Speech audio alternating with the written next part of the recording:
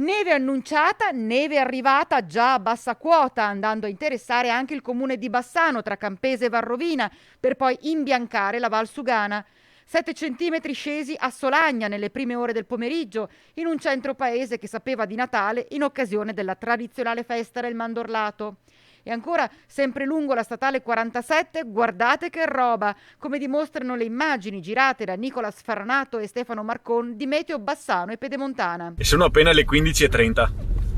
Qui continuerà a nevicare ancora per molto. Siamo già ai 10 centimetri, quindi i 10-25 che segnalavamo sulla mappa sicuramente verranno rispettati. Guardate che intensità! Va del 9 con il metro. Neve fresca, quindi nulla di... Vai. No, aspetta, te sfonda. Là, ecco là. Ecco ora. Siamo a 14 centimetri. Esatto. Se sotto i 200 metri la situazione è questa, altopiano totalmente innevato.